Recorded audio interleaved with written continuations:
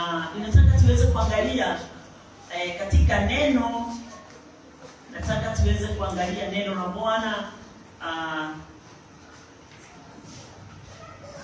Nataka tuweze kuangalia neno la Bwana katika kitabu ya Isaya. Kwa hivyo fungua pamoja nami katika kitabu ya Isaya.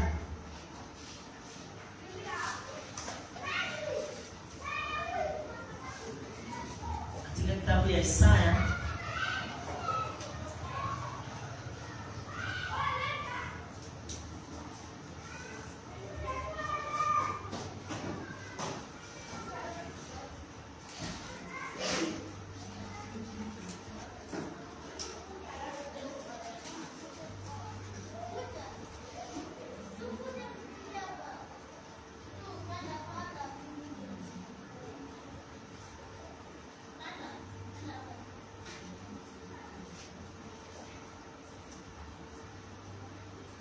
Isaiah 60.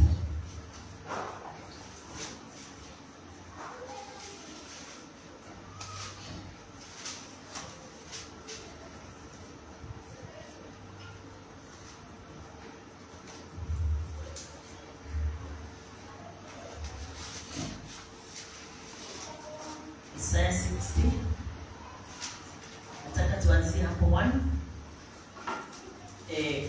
Tukiendelea na kuangalia yale vile neno linavyotunenea na vile tutaweza kutimiza mambo yote kwa uwezo na kwa mapenzi yake. Tunakumbuka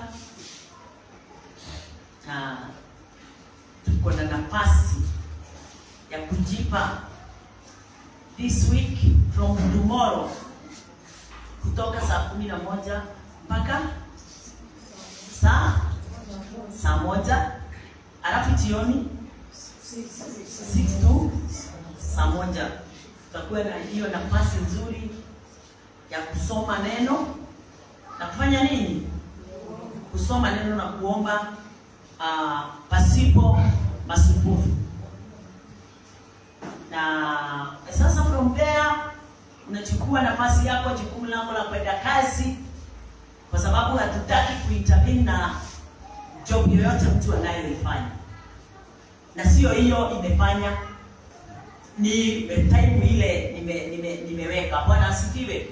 Ile nataka watu wote tuweze kuwa katika nafasi moja, alafu tunaandamana hivyo. Mambo yale tutaweza kuyaombea. Kuna mambo nilikupa uweze kuombea kazi ya Bwana, uweze kuombea watumishi, uweze kuombea washirika wenzako, kila mtu aweze kuombea yule mwingine, mmoja kwa mwingine. Bwana asifiwe.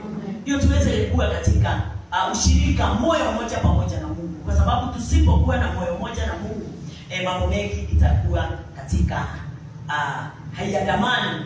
Tutakuwa na tofauti ya wakati tunapofanya kazi ya Bwana. Na tutaki hiyo tofauti. Tunahitaji kuwa na umoja. Bwana asifiwe. Na ndio wakati wote kazi ya Bwana ikiendelea, kuna kitu kimoja inakuanga ndani ya moyo wangu. Mimi sihitaji kushinda nikifuata mambo yale, kazi ile ninayoifanya sana, kwa sababu wewe ukienda utimize yale Bwana alikupa, kuna kazi nyingine ukitimiza vile Bwana anataka, hiyo ingine yote achia Bwana, yeye mwenyewe ataweza kufanya kazi. Hiyo mabaki yote ni yake, kwa sababu wewe ukienda upande mbele, mambo ya kwenda kuikuisha ni wewe ama ni mwenyewe? Kokoliano ni gai mwana ni roho shu. Acha tushukuru Bwana katika jina lako Yesu Kristo. Tunakuinua na tunakutukuza, umejaa nguvu na utukufu. Neema yako ni ajabu Bwana, tupatie wakati wote. Wakati huu Bwana Mfalme, tunaenda service yetu ya mwisho, na tunaomba Bwana tupatie Roho wako Mtakatifu aweze kutuongoza kulingana na vile wewe upendavyo. Ni kwa sababu kazi yote yafanyika kwako wewe Mfalme, kwa wote wale waaminio. Na kwa sababu mahali hapa Bwana umetuweka ndio uweze kutunenea mapenzi yako mtakatifu. Ninaombea mioyo ya watu hawa wote Bwana, neno lako likianguka ndani ya mioyo yao, wacha liweze kuwa katika ndio mioyo iweze kubadilishwa, iweze kupokea uzima wako, na iweze kupokea amani yako Bwana. na watu hawa watoke hapa wakiwa na mshangao wa vile Bwana Jehova Jireh unaofanya kazi katika maisha yao Mfalme. Asante ni kwa sababu Bwana mkono wako hodari kama vile ulimshika Cyrus, hivyo ndivyo Bwana Jehova Jireh nasi umetushika. Unakuwa pamoja nasi usiku na mchana, na unatembea pamoja nasi usiku na mchana, na unafanya kazi pamoja nasi usiku na mchana. Ni kwa sababu wewe Bwana Jehova Jireh ya upendo ule Bwana uliotupenda nao, na kwa kazi ile Bwana Jehova Jireh umeituma kwetu ndani ya mioyo yetu tuweze kufanya kulingana na upendavyo. Katika jina la Yesu Kristo tumeomba sisi wote na tumeamini. Amen. Haleluya. Bwana asifiwe. Ni wakati wako tayari kusikia neno. Nataka tupige shangwe, vigelegele na makofi. Tayarisha moyo wako ukijua ya kwamba moyo wangu uko na amani, moyo wangu uko na furaha, moyo wangu uko na nguvu kupokea neno la Bwana kulingana na vile Roho wa Bwana ataweza kuileta katika maisha yangu. 1 2 3 tushangilie.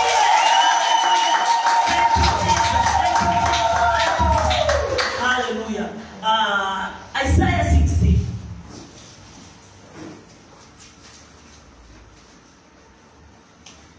Isaiah 60. Isaiah 60 from verse 1. Isaiah 60 from verse 1. Arise. Change. That's right.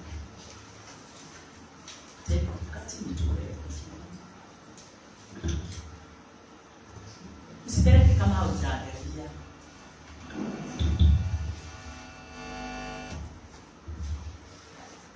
Isaiah 60 from verse 1. Arise, shine, for your light has come, and the glory of the Lord rises upon you. 2. See, darkness covers the earth, and thick darkness is over the peoples. But the Lord rises upon you, and his glory appears over you. 3. Nations will come to your light, and kings to the brightness of your dawn. 4. Lift up your eyes and look about you. All assemble and come to you. Your sons come from far, and your daughters are carried on the hip. 5. Then you will look and be radiant. Your heart will throb and swell with joy. The wealth on the seas will be brought to you. To you the riches of the nations will come. And 6 herds of camels will cover your land. Your camels of Midian and Ephah, and all from Sheba will come, bearing gold and incense, and proclaiming the praise of the Lord. 7. All Kedars flocks will be gathered to you. The rams of Nebai will serve you. They will be accepted as offerings on my altar, and I will adorn my glorious temple. 8. Who are these that fly along like clouds, like doves to their nests? 9. Surely the islands look to me in the 9. Surely the islands look to me in the lead at the ships of Tarshish, bringing your children from afar with their silver and gold to the honor of the Lord your God, the Holy One of Israel, for he has endowed you with splendor. 10. Foreigners will rebuild your walls, and their kings will serve you. Though in anger I struck you, in favor I will show you compassion. 11. Your gates will always stand open. They will never be shut day or night, so that people may bring you the wealth of the nations, their kings led in triumphal processions. 12. For the nation or kingdom that will not serve you will perish. It will be utterly ruined. 13. The glory of Lebanon will come to you, the juniper, the fir, and the cypress together to adorn my sanctuary, and I will glorify the place for my feet. 14. The children of your oppressors will come bowing before you. All who despise you will bow down at your feet, and will call you the city of the Lord, Zion of the Holy One of Israel. 15. Although you have been forsaken and hated, with no one traveling through, I will make you the everlasting pride of the joy of all generations. 16. You will drink the milk of nations, and be nursed at royal breast. Then you will know that I the Lord am your Savior, your Redeemer, the mighty one of Jacob. 17. Instead of bronze, I will bring you gold, and silver in place of iron. Instead of wood, I will bring you bronze, and iron in place of stones. I will make peace your governor, and well-being your ruler. 18. No longer will violence be had in your land, nor ruin or destruction within your borders, but you will call your walls salvation and your gates praise. 19. The sun will no more be your light. Sawa, kwanza kisha hapo naendelea kwa vingine kote.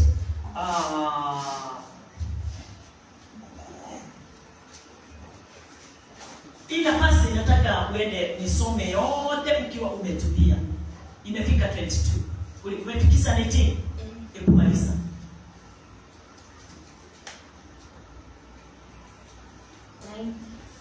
Isaiah 60:19. The sun will no more be your light by day, nor will the brightness of the moon shine on you. For the Lord will be your everlasting light, and your God will be your glory. 20. Your sun will never set again, and your moon will wane no more. The Lord will be your everlasting light, and your days of sorrow will end. 21. Then all your people will be righteous, and they will possess the land forever. They are the shoot I have planted, the work of my hands, for the display of my splendor. 22. The least of you will become 1,000, the smallest a mighty nation. I am the Lord, in its name I will do this swiftly. Hallelujah. Bwana asifiwe. Hallelujah. Amen. Nimesikia kama mkusikisi kidogo, lakini sasa ninajua tumeamka. Wakati yule Bwana alikuwa ananenea moyo wangu kupitia hiyo message hii chapter 60. Nilikuwa nilishangaa kwa sababu niliona katika njia nyingine. Na wakati mtumishi wa Bwana alikuwa anahubiri hapa, nimeiangalia na kulingana na vile amehubiri, nikaona kweli kabisa. Kweli. Sababu neno linakuambia ya kwamba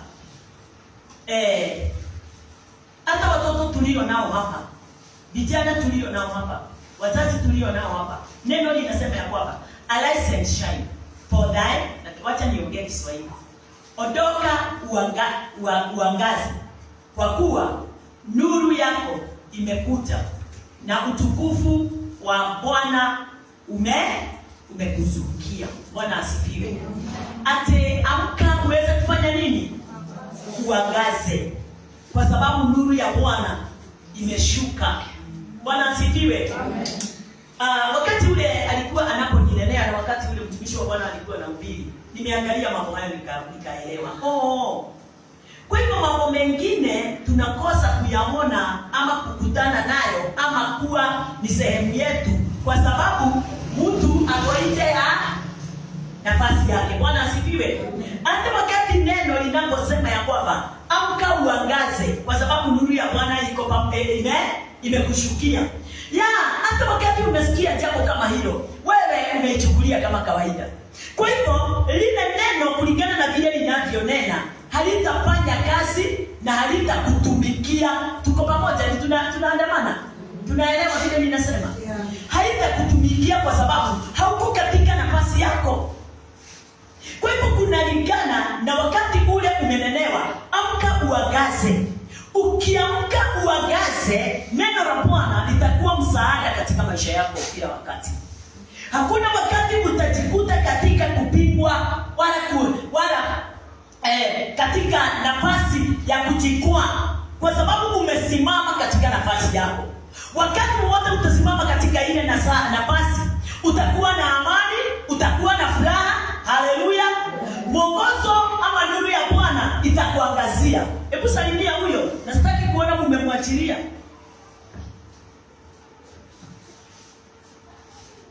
Haleluya. Arise and shine, for the light is come, and the glory of the Lord is risen upon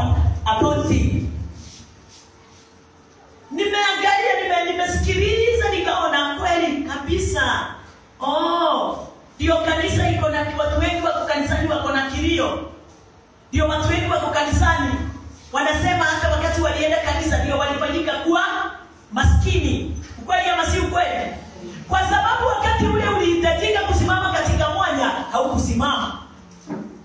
Kwa hivyo, na kwa sababu kuna ule mwanya ulikuwa unahitajika uweze kuwa umeusimama ama uko ndani. Wakati wema wa Bwana unapokuja unapitia njia gani?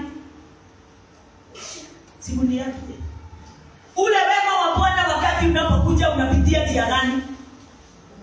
Njia ile ulielekezwa. Bwana asifiwe. Amen. Kwa hivyo kama ile njia, kama kulingana na lile neno ulipofundishwa au kulishika na au kulifuata, wema wa Bwana ukikuja unapitia wapi? Unapitia kando. Sababu wewe uko katika njia yako. Wema wa Bwana nao yani unainukia pande hii, na wema wa Bwana unapitia pande gani? Pande ile. Na kwa sababu ule wema wa Bwana unahitaji uweze kujionyesha ama kukuinua, ule wema wakati unakuja unafaa kukuinua. Unakuta yule ni kama vile Isaya inasema, wakati nilipokuja kwako sikukupata, nilipokaboka sikufunguliwa, nilitana hakuna mtu alinijibu. Ni Isaya, si ndio? Iko katika Isaya. Hakuna mtu alinijibu. Kwa hivyo wakati wote uko katika nafasi yako na sio sana nafasi ya Bwana, uelewe ya kwamba huo mstari umekupita. Arise and shine. Ondoka uangaze. Kwa kuwa nuru yako imekuja. Angaza kanisani. Simama katika nafasi yako. Timiza yale umeitwa uweze kuyatimiza ndani ya nyumba la Bwana. Simama katika moyani mng'ao wa Kristo. Ndio Kristo aweze kuangaza katika juu ya maisha yako. Bwana asifiwe. Haleluya. Na wakati anapoangaza, hapo ndipo utaweza kuelewa njia zake, mapenzi yake na vile anavyotaka ukaweza kuandamana pamoja naye. Wakati wowote unaondoka katika ile nuru ya Bwana, uelewe ya kwamba hakuna kitu kingine kinachokufuata isipokuwa tu kung'ang'ana, fear, anxiety. Bwana asifiwe. Unajikuta hauna amani kila wakati. Unajaribu kujiita mkutano uweze kujielewa wewe ni nani, lakini hauwezi kujitambua sababu ndani yako hakuna nuru. Bwana asifiwe. Neno la Bwana ndio nuru, na ile nuru wakati inapokuja kuangaza juu ya maisha yako, ndio inakuonyesha mahali pale unafaa kuwa. Haleluya. Kwa sababu ndio mwongozo. Ndio imekuja ndio iangaze juu ya maisha yako, na ndio iweze kukuonyesha na kukufundisha kulingana na vile unavyohitajika uweze kufanya. Haleluya. Kwa hivyo wakati unapoinuka na unaangaza, nuru yake Bwana inakuja kwako. Haleluya. Mwambie mwenzako, nuru ya Bwana wakati umeamuka, umeangaza, nuru inakuja kwako. Nuru ya Bwana inakuangazia wakati umesimama katika ule mwanya. Nikuwa kana tibu. Kristo anafanya kazi ndani yako wakati ule umeamini neno lake. Haleluya. Amen. Kristo anafanya kazi yako ndani yako. Anang'aa ndani yako, anakufunulia ndani ya moyo wako. Anakuonyesha mapenzi yake, upendo wake, haki yake wakati wowote ule umeliamini neno lake. Haleluya. Bwana asifiwe. Haijalishi. Unajua kwa nini nilisema hata watoto wawe katika service? Sababu hata Samuel alianza service akiwa mtoto. Alipelekwa wakati tu alikata kunyonya. Hiyo si ni kama mwaka moja. Ama alipelekwa na miezi ngapi? Wakati tu alikata kunyonya. Yaani wakati wake wa kunyonya ulikwisha, huyo mtoto alipelekwa. Alilelewa ndani ya madhabahu. alitimiza na kazi ya Bwana ndani ya madhabahu. Bwana asifiwe. Alitimiza, yani aling'aa ndani ya neno la Bwana katika madhabahu ya Bwana.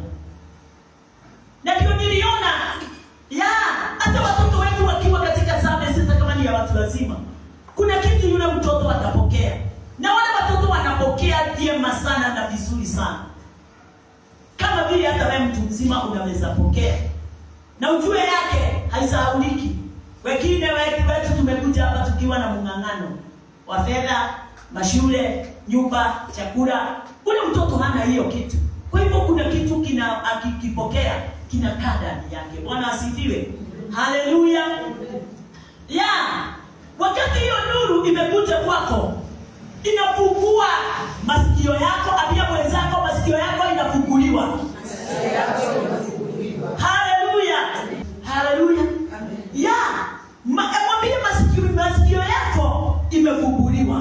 Masikio yako imefunguliwa. Bwana asifiwe. Kwa sababu sisi hatutaamini mambo yale yatakuja kufanyika. Tunaamini yale yamefanyika tayari. Bwana asifiwe. Old Testament walikuwa wanangoja na walikuwa wanaangalia kile kilio mbele yao, lakini hawakuwa wanakitambua. Lakini mimi na wewe tunafaa kuelewa na kujua ya kwamba tumeyapokea yale yote walikuwa wanangoja. Pia huyo mwingine, sisi tumepokea yale yote walikuwa wanangoja. Bwana asifiwe. Ukweli ama si ukweli? Umepokea au hujapokea?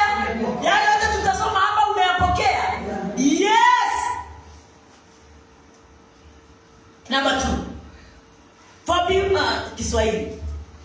Maana tazama, giza litaifunika dunia, na giza kuu litasifunika kabila za watu. Bali Bwana atakuzukia wewe, na utukufu wake utaonekana juu yako. Uliza huyo mwingine, wewe ni mmoja wa wale utukufu wa Bwana utaonekana, ama wewe ni mmoja wa kufunikwa na giza? Hebu uuliza na kujibu.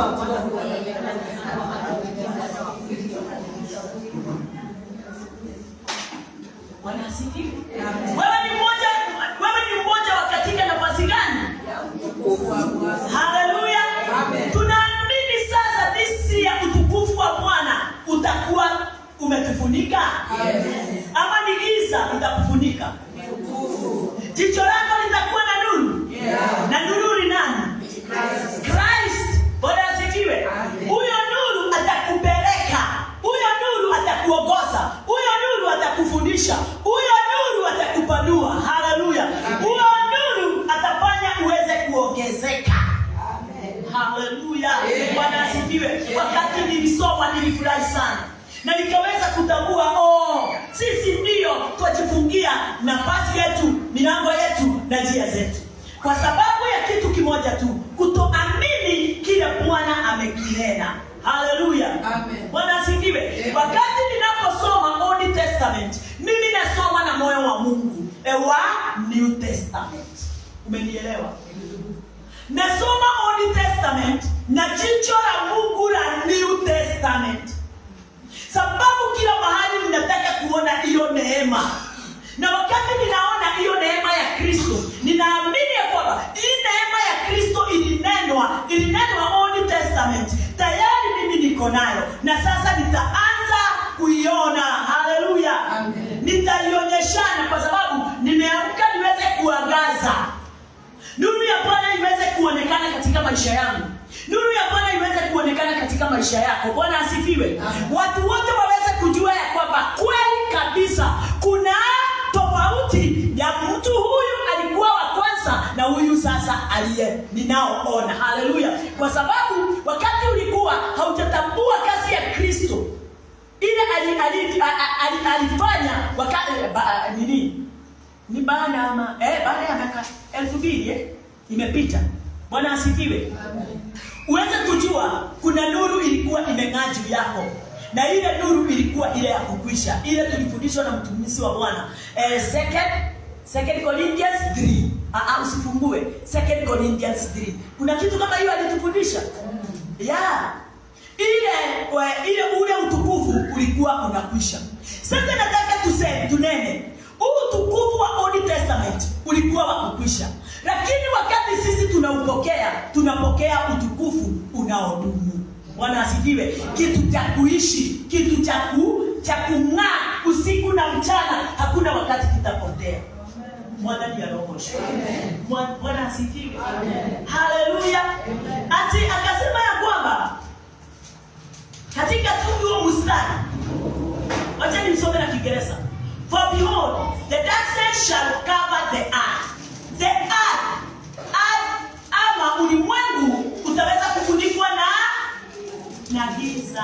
Haleluya. Ulimwengu utaweza kufunikwa na giza. Lakini and gross darkness the people, but the Lord shall arise upon thee, and his glory shall be seen upon thee. Kikuyu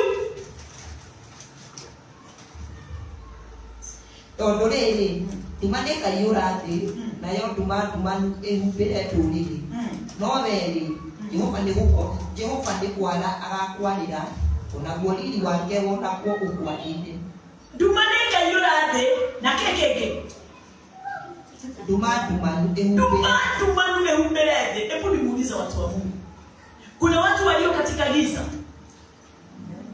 Kuna watu walio katika giza ama hakuna? Ujue nini iko katika giza lakini yadanganyika iko katika nuru. Haleluya. Na wale wengine walioko katika ulimwengu wako katika giza totoro. Bwana asifiwe. Lakini wewe Bwana anasema, na ndio niliambia watu wa asubuhi, Bwana atasema nuru yake itang'aa juu yako. Nikatambua na nikaelewa. Mungu anatunenea kuhusu kanisa letu. Liwe la mtu mmoja ama watu wawili. Liwe la mtu 1,000 ama 1,000,000. Bwana asifiwe. Amen. Nuru ya Bwana hakuna wakati itaondoka mahali hapa. Apia mwenzako hivyo. Nuru ya Bwana hakuna wakati itaondoka mahali hapa. Nuru ya Bwana hakuna wakati itaondoka mahali hapa. Kuna kitu moja nataka ujue. Ndio nuru ya Bwana iweze kudumu mahali hapa. Ni nani chanzo cha kufanya hiyo nuru iweze kung'aa na kujaa na kudumu mahali hapa? Ni wewe. Kwa hivyo katika maisha yako kuna neema kuu sana imefichwa ndani yako, na usipofunguliwa macho yako ya rohoni uweze kuona hiyo na kutambua kile kimefichwa ndani yako, hautaweza kufurahia ile neema Kristo Yesu amekupa. Haleluya. Hapa kama vile tumeambiwa kila mtu asimame katika nafasi yake, kwa sababu ile neema imepeanwa. Hakuna neema inafanana na ya mwingine. Hakuna wema unafanana na wa mwingine. Kweli tunaabudu Mungu mmoja, neno ni moja na roho ni mmoja. Haleluya. Lakini wema wa Bwana ule umepeanwa ndani yako, hakuna unafanana na wa mwingine. Bwana asifiwe. Hapa wakati tunakusanyika, wema ule umewekwa ndani yako, wema ule umewekwa ndani yangu, ni wawewe, na ndio alikuwa anahubiri ate mkono wako, wewe ukiwa mkono, ule mwingine ni mguu. Haleluya. Ule mwingine ni jicho. Wakati tumeshikana pamoja, tunafanya kazi ya Mungu iweze kuinuka. Lakini ni nani ataonyeshana katika ile kazi? Tunawasoma watu ndani ya Old Testament na tunawasoma New Testament. Tunawasoma kwa nini?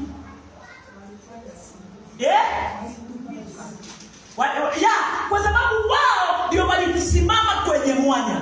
Wao ndio waling'aa. Haleluya. Mwadhani ya rogosho. Wao ndio waling'aa. Hebu nimuulize, ni watu wangapi tunaona magonjwa yao ndani ya New Testament? New Testament. Hata tukaambiwa Peter akawajeka, akakufa kwa sababu ya magonjwa.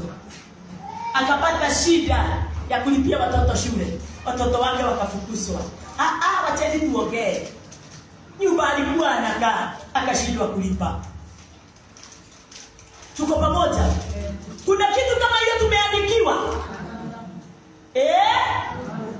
Kwa sababu Mungu alikuwa msaada wao. Walisimama kwenye mwanya, wakang'aa, na wakati walipong'aa, msaada wao ukaweza kuwafikia. Bwana asifiwe. Wakasimama, na tunaona ya kwamba pamoja. Hata walichaguliwa watu wa kuangalia mali. Haleluya. Kwa hivyo Mungu alishuruhisha hali yoyote ile waliokuwa wanapitia. Mungu alikuwa anaishuruhisha mara moja. Tuko pamoja watu wa Mungu? Kwa sababu kila mtu alisimama katika nafasi yake. Wewe hapo wewe. Ndio namenyolea ndio mwanadamu wa gari. Najua ninamwambia nini. Najua ninamwambia nini. Bwana asifiwe. Amen. Kwa sababu Mungu anasema jambo chochote, neno lile liko ndani ya maandiko. Alilinena lilitoka ikiwa pumzi yake. Na kama ni pumzi yake haiwezi kutoka ikose kutimiza yale imehakikisha. Bwana asifiwe. Na si kwa wanyama, ni kwako wewe. Haleluya. Abia huyo mwingine, Bwana amehakikisha kila kitu ndani yangu ya kwamba nimekipokea.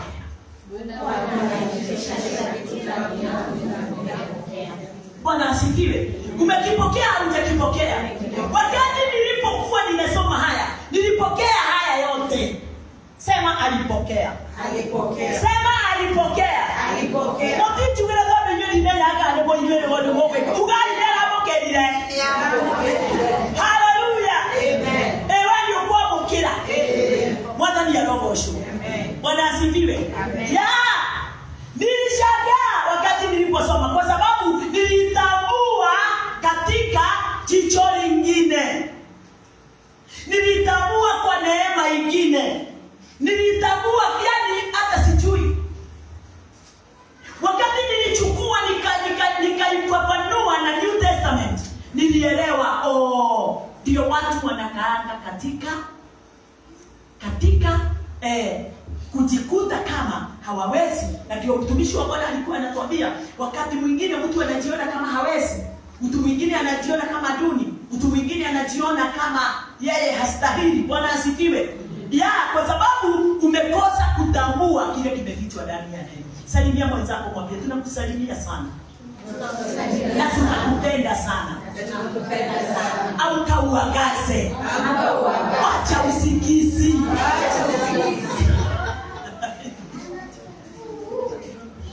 Haleluya.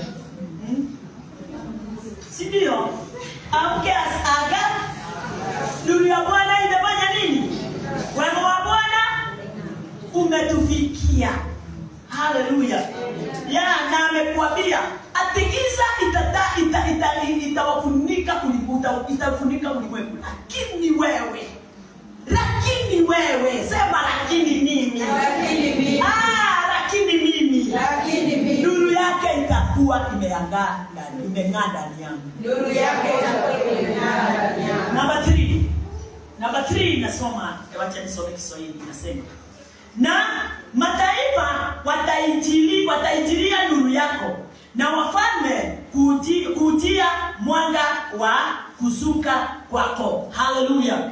Kwa hivyo ni nani anaweza suilia watu wakubwa na wadogo, watu walio na mali, watu wasio na mali, watu walio na msaada wowote katika maisha yako? Nani anazuilia? Nani anazuilia?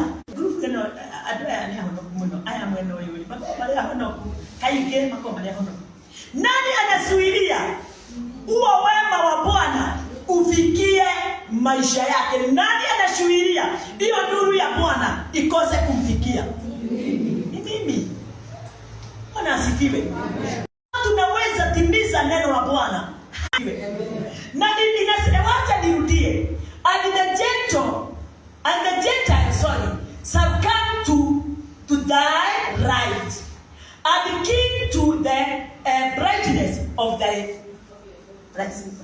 kuna kitu kimoja nilisema.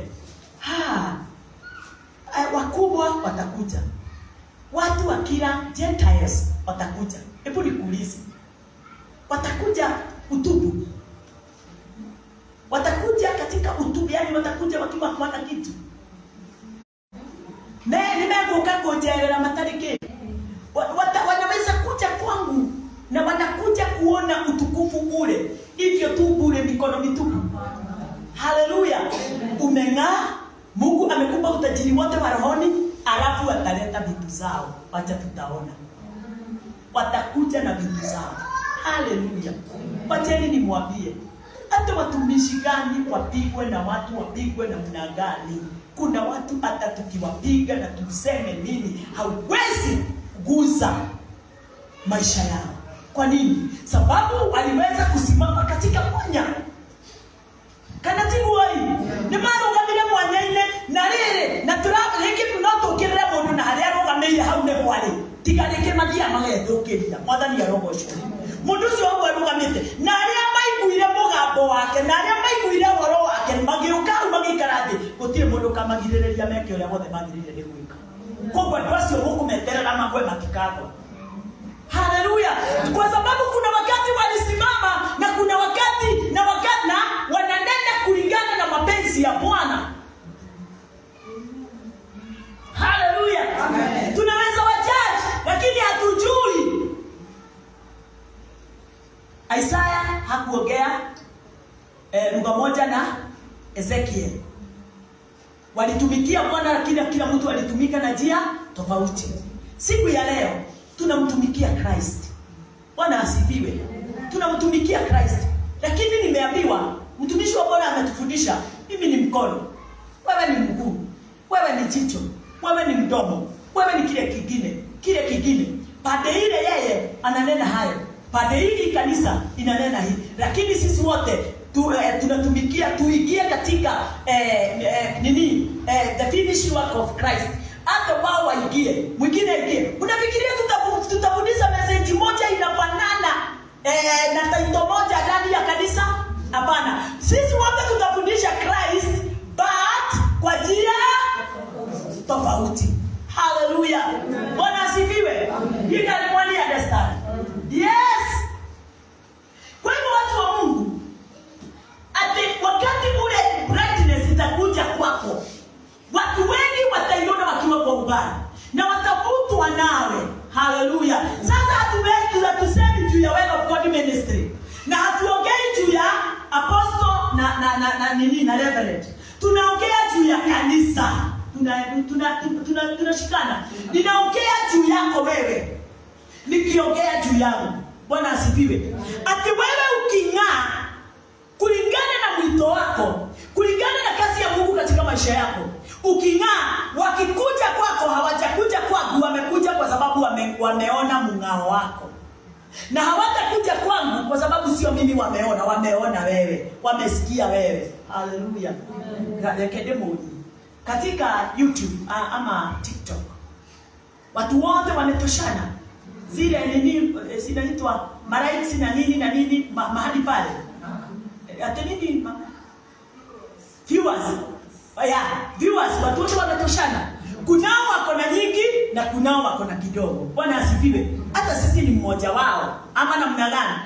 Lakini mjue huyo ako na nyingi, hebu enda usome hiyo taarifa yake ama usikilize hiyo taarifa yake. Uone amejivutia viewers na njia gani. Haleluya. Haijalishi ameokoka hajaokoka, lakini amesimama katika mwanya wa kuvuta mawazo ya watu wengi kulingana na yale ameyanena. Haleluya. Ama kile ametuma. Tuko pamoja watu wa Mungu.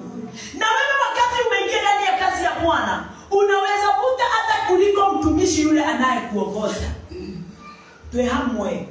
Hata tunaweza kukufungulia kanisa na uweze kuwa na washirika wengi mara 30 kutuliko. Na hatufai kuongea kwa sababu kusema kitu sababu tulikulea ndio uende ukang'ae. Haleluya. Na kwa sababu umesimama katika mng'ao wako kulingana na vile umeitwa, watu wanakutazama, watu wanakuona, watu wanakutamani, watakuja wakae hapo watumikie na wahudumie. Mwadhani ya roho sho. Watakuja tu utupu, watakuja tu wakiwa mikono mitupu. Hapana. Bwana asifiwe. Ni wewe utasimama katika mwanya wa kusimama katika mwito wako. sio wa kulea watoto. Mwito wako sio wa kuzaa. Mwito wako sio wa kushinda ukioaoa na ukiolewa. Ukiona umeshindwa na ya kwanza, tulia sasa, ambia Bwana, kule pande ile hakuna hasara. Haleluya.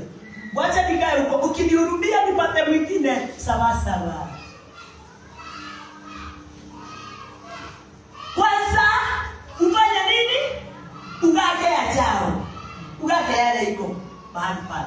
Lakini usikae chini useme sasa mimi nimekere hiyo, ndio tukere ya. Hiyo na Kiswahili. Nimechelewa. Wacha nitumie hiyo tu ametuambia. Bibi nikisema hiyo haitakuja vile nitataka. Ni kama sasa mimi ni kama nimepitwa na wakati. Giza imetanda juu yangu. Mimi sielewi kama sasa vile mimi ninafaa kukua. Kama kuna mambo imekukataa, kazi ya Bwana hakuna wakati imeshawahi kataa. Wewe ndiye unaikataa. Na wewe ndio unakataa hiyo nuru. Wewe ndio unageukia hiyo nuru. Wewe ndio unageukia kazi ya Mungu. Bwana asifiwe. Wewe ndio unaondoka nje ya kazi ya Mungu, unakaa huku nini? Inaitwaje? Ile hogororo hili. Unakaa upande. Bwana asifiwe. Ndio hapo ndio gani? Kwa hivyo nataka tuangalie hiyo message vizuri. Uweze kuangalia wewe kutoka wakati uliokoka mpaka siku ya leo. Uelewe kama umeng'aa ama haujang'aa. Salimia mwenzako. Number 4. Lift up thine eyes around about. Fungua jicho lako pande zote. Hebu angalia pande zako zote, ni nani yako karibu na wewe? Unawaona? Yeah. Lift up thine eyes around about and see all thy gather themselves together. They come to thee. Thy sons shall come from far, and thy daughters shall be nursed at thy side. Inua macho yako utazame pande zote. Bwana asifiwe. Katika maisha yetu ya rohoni, inua macho yako pande zote. Uone vile umefungia watu wengi kuingia katika ufalme wa Mungu. Fungua macho yako pande zote. Uone vile watu wanakungojea uende uwahubirie ndio waweze kujua ukweli, hata kama wako makanisa mengine. Haleluya. Sio lazima wakufuate. Ndio raibwa. Sio lazima wakufuate, ni wewe uende uwajulishe. Hebu tazama vile watu wamekugoja, sababu wako na kitu yako, lakini wewe haupatikani kwa vile unakuaga busy. Andu meshokaniririe makurehere githeri kiruge. Andu mageshokaniririe makurehere nguo. Andu mageshokaniririe makurehere nyumba. Nowe uikaraga gwaku nyumba. Nduri warahuka niguo wonekane. Nduri wokira wonanie rimba Jehova. Haleluya. Bwana asifiwe. Ati Kiswahili inasema inua macho yako utazame pande zote. Wote wote wanakusanyana, wanakujia wewe. Wana wako watakuja kutoka bara, na binti zako watabebwa nyongani. Mimi ninakwambia, ni mimi niliamini, kwa hivyo nakuhubiria wewe. Haleluya. Mwadhani ya roho washo na kuhubiria wewe. Ni watu wangapi hapa mtu ameshawahi kuja kutoka mbali, ukakuta mtu amekuja kwako na huko unatarajia saidini hata ni mgeni, lakini amekuja ametua kwako, na hapo ukakuta amekuja na sukari. Tajeta hapo yangu. Tariketuke kaodo. Kaodo kaka sawa. Nikuko igatu nikuko igani.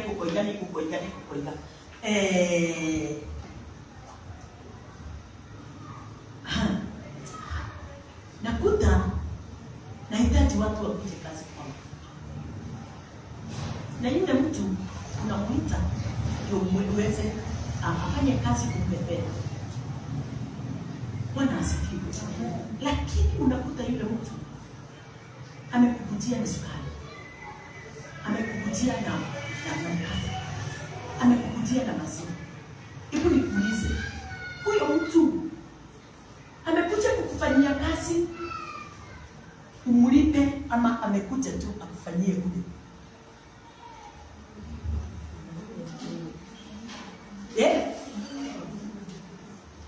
Luguru unasema ni kama bure. Kwa nini? Akienda ile pesa utampatia, akitoa zile vitu alinunua, ameachwa na nini? Ewe ndio ya moto sio tu amwelete wakudakana kinyamo kama dari. Ndende ni muone kaundu gaka na njira ehibete. Nĩ ũraigua? Andũ maroka gũkũrutĩra wĩra na magakurehera. No metite nĩguo ũmahe. Ĩyo mũteithanie akũrutĩre na ũmũre. Nĩ tũranyitana. Nĩ tũranyitana. Sasa nilipata hati ya kwamba huyo mtu hajakuja hapa nimlipe. Huyu mtu amekuja hapa niweze kutambua amebarikiwa, niendelee na kumuombea hiyo baraka izidi. Sababu sisi ndako ndio mwenye reke twalie. Mundu ni ugakurutira wira coke akorona aruta pesa ciake na rĩngĩ ona ingĩte kũigana na irio amwe. Mundu ũcio ti mũrathime. Mundu ũcio ti mũrathime. Ũkũmũrathima kĩ? Ongerereke makĩria na tuĩke mũheani makĩria. Hallelujah. Bwana asifiwe. Ongerereke makĩria na tuĩke mũheani makĩria. Sababu ameonyesha sio shida inamleta kwako. Amebariki. Utia siri ndo ikinya kwa ikinya. Kaundu. Na tiende wewe ndio ndimo konelania. Kukonelania vile wewe hao. Mbali. Hallelujah. Bwana asifiwe. Amen. Yeka ni mwana understand leo. Yeah.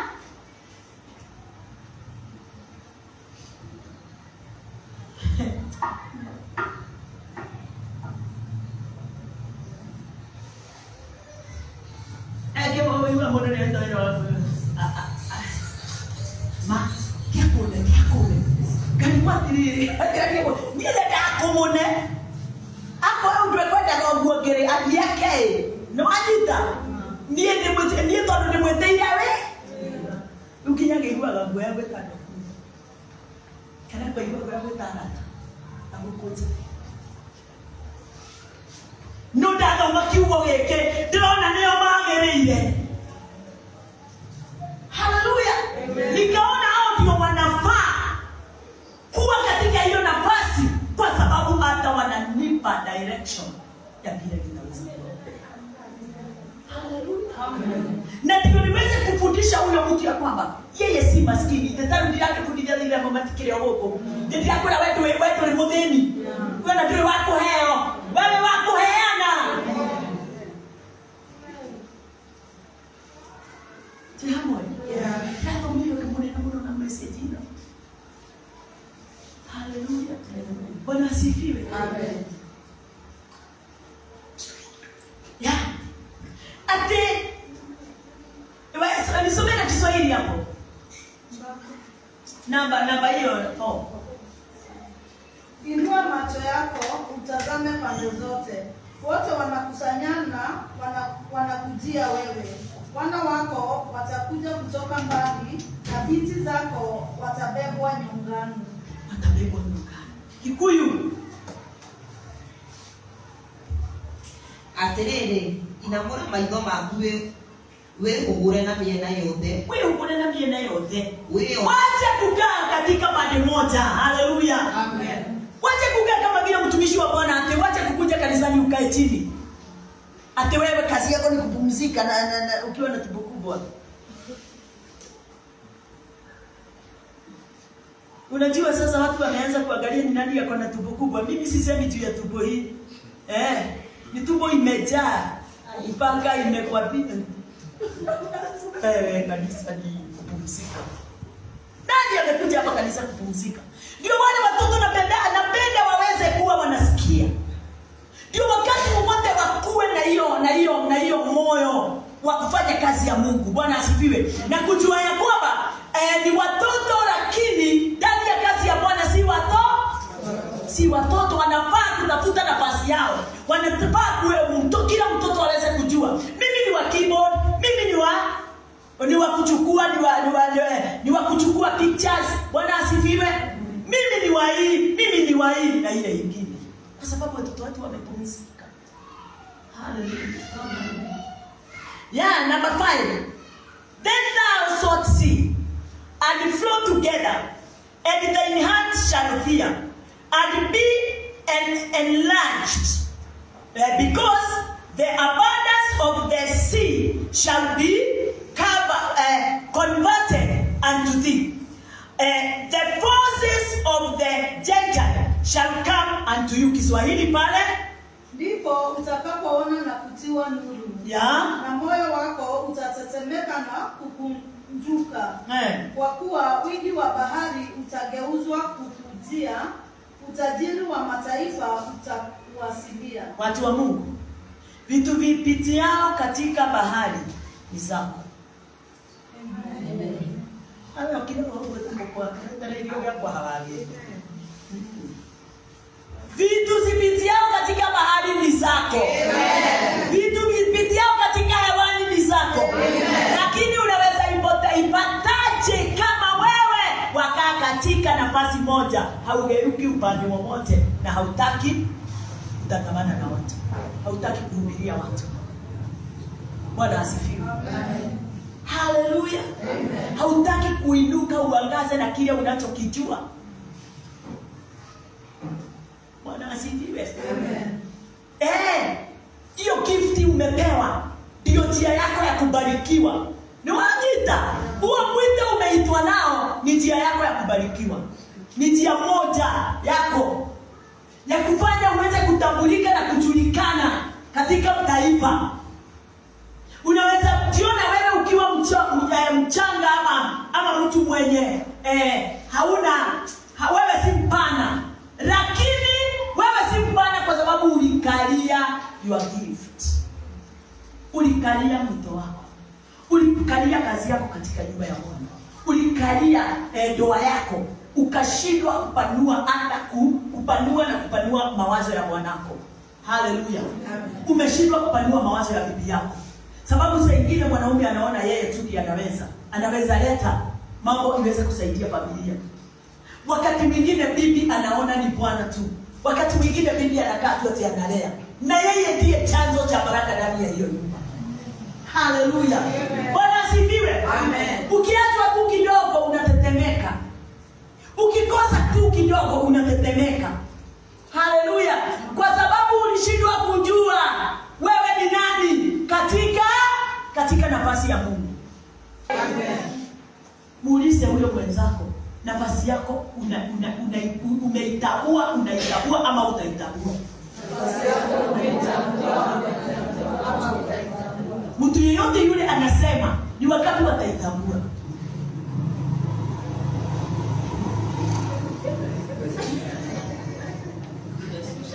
Ni wakati wameitambua. Ni wakati wameitambua. Angalia hizo tenses. Ni wakati waliitambua. Ni wakati wataitambua. Ni wakati wameitambua. Sasa hiyo ndio neno. Nimeitambua sasa hivi. Bwana asifiwe. Nimeitambua sasa hivi. Amen. Na sasa nitasimama katika mwanya wa kuikamilisha. Bwana asifiwe.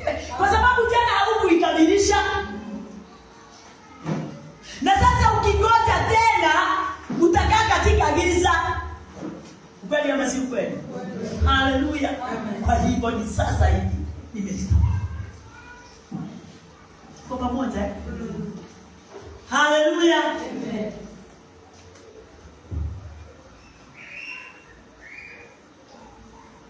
Ati inasema hebu msikiliza. Ndipo ni hiyo tu mstari. Ati ndipo utakapoona na kutiwa nuru. Na moyo wako utatetemeka na kukujuka. Moyo wako utatetemeka na kukujuka. Si ndio? Yeah. Kukujuka ni kinage koyo. Yeah. Hĩndĩ nĩ ũkona wega warĩrio ũtheri, onayo ngoro yaku nĩ ĩgacanjamũka, ona igue wega. Itakujuka. Sasa ninanenea watu wanatambua siku ya leo. Kwa hivyo mioyo ya watu wengi haijakuwa imekujuka, imekuweka katika huzuni. Bwana indeti huo. Lakini sasa ukikubali kusimama katika mwanya, na hebu ni kwanza niseme kitu moja. Usifanye kama mataifa. Wale wanaanza sasa. Wewe enda utulie, chukua neno la Bwana, patimiza mambo yote yale unanenewa na neno. Ukiwezekana Bwana asifiwe, na kuna uwezekano kwa sababu Roho Mtakatifu hapo. Alafu wewe tulia, mambo ijile. Usiharakishe.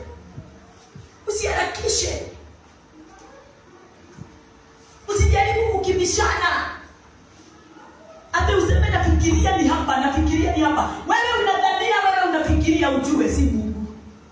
Ya Mungu yanakuja hapo na haina majuto na haina kujitesa, inajileta yenyewe. Unajikuta umekamilika katika nafasi. Bila wewe kufikiria, bila wewe kutambua, ni mambo yanakukuta. Ya Bwana ni neema. Kutoka kwa Kristo ni grace. Haleluya. Ni grace. Sio mambo ya kung'ang'ana. Sio mambo ya kujisumbua, sio mambo ya kufikiria. Yote yale unafikiria ujue, sio haitokani na Mungu. Ya Bwana yakuja. Kama vile ulipokea msamaha wa dhambi pasipo kazi yako. Ulikuta tu ametimiza yote. Wewe hakuna kondoo uliitishwa. Ati kwanza leta mwana kondoo na uwekelee mkono. Hakuna kazi. Wewe umeambiwa tulia. Kazi yote nitaifanya na nitakufungua na hautaitwa mwenye dhambi. Na unajua vizuri sana ulikuwa nani katika ulimwengu. Ulikuwa mwizi, malaya. Ulikuwa kama mbwa. Lakini amesema hautajulikana na hiyo jina tena. Bwana asifiwe. Hivyo ndivyo neema ya Bwana kukufikia. Hainanga ati wewe kujua inakuja. Haya yote unaona ananena, si kitu unapanga. Ni kwa nini unaamini neno? Hivyo nimesema, hivyo ndivyo kutakuwa maishani mwangu. Sitaki kujua ni miaka ngapi iko mbele yangu, sitaki kujua ni siku ngapi, sitaki kujua ni miezi ngapi, sitaki. Hata tunaweza nenda leo hivi na uende ufungiwe nyumba. Kumbe miezi ingine 5 itakuja ukifungiwa. Lakini from there, wakati umehakikishwa, pengine ni baada ya mwaka mmoja, utafaulu katika maisha yako ya ulipaji wa nyumba. Kwa sababu umeamini. Unajua. Yes. Unaelewa? Unajitoa ndio. Noko biashara ya kuonana isitijega. Nole, ufagimu biashara yao ikahanata. Tagoshinde mogekia. Nwanyita. Tudawa miezi 3. No beto raigire kigole dada iriko. No ningewetekia dada isio maundu mothe. Umeamini saa hiyo mambo yote imebadilika. Neno linasema ati wakati utakapoomba, uamini saa hiyo hiyo jambo umeliomba, umepewa. Lakini unakuta umepewa next year but one. Lakini unaambiwa uamini saa. Ndio raigwa. Ile ya kutori mole koragwa ithue odimi. Ni wanyita. Leo ule akuje lini, akuje kesho, akuje saa hii, akuje baada ya mwezi, baada ya mwaka, baada ya maseko, wewe umeshaamini. Na hali zako zote zimekuwa sawa. Amen. Unatoka hapa hali zako zote ikiwa sawa kama unasikia neno. Amen.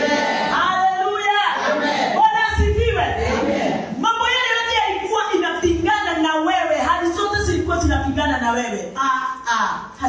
uwezo tena, hasina nguvu tena. Ambia mawazo yako, mawazo nimekuelewa, nimekujua, umenipiga wakati mwingi, lakini leo wewe mawazo yangu ukamana na moyo wangu, ukiamini ya kwamba wema wa Bwana na nuru ya Bwana imekaa juu yangu. Bwana asifiwe. Haleluya. Sio wakati wa kwenda sasa kuteseka na kujiuliza utafanya nini. Jua ya kwamba mambo yote iko salama katika usawa wake. Namba 6 inasema soma Kiingereza, Kiswahili na Kikuyu haraka haraka. Verse 6, herds of camels will cover your land. Young camels of Midian and Ephah and all from Sheba will come, bearing gold and incense and proclaiming the praise of the Lord. Swahili haraka. Wingi wa ngamia utakufunika. Ngamia vijana wa Midiani na Efa wote watakuja kutoka Sheba. Wataleta dhahabu na uvumba na kuzitangaza sifa za Bwana. Kikuyu. Ngamĩra nyingĩ cia rũgendo nĩ ikaiyũra gwaku, onacio njaũ cia ngamĩra cia Midiani ona Efa, nacio ciothe ikorwo ciumĩte Sheba. Nacio dhahabu na uvani nĩcio ikarehe, onacio iheanage ũhoro wa ũrĩa Jehova akumagirie. Ngamĩra icio ti ngamĩra. Hizo ngamia si ngamia. Si hizo ngamia ni ngamia. No. Si ngamia. Si ngamia. Ni watu. Ngamia si ya kubeba mizigo. Si ndio? Wanalinganishwa naye. Businesses, mambo makubwa maajabu itafanyika katika maisha yako. Sasa wewe unajiona ukiwa aina gani? Utakuwa blessed.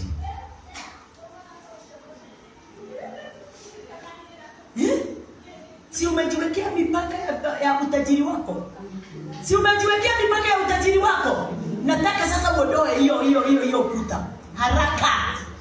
Ondoa huo ukuta. Kama vile Jericho iliondolewa na watu wa Mungu wakaingia katika. Yeah. Ondoa hiyo ukuta umejizunguka nayo ya ukuta na kile kingine. Kwa sababu kajumba kako kamejaa. Bwana asifiwe. Hapana. Hiyo Kikuyu imesemaje? Ngamĩra nyingĩ cia rũgendo nĩ ikaiyũra gwaku. Kwanza wewe katika kazi ya Bwana, wewe ni ngamia moja katika hii kanisa. Amen. Ni wangu. Sababu tikiwa amen. Todo mwalikuwa mkere ngamia. Tunakufundisha muweze kwenda mkiwa mmebeba mzigo wa Bwana. Amen.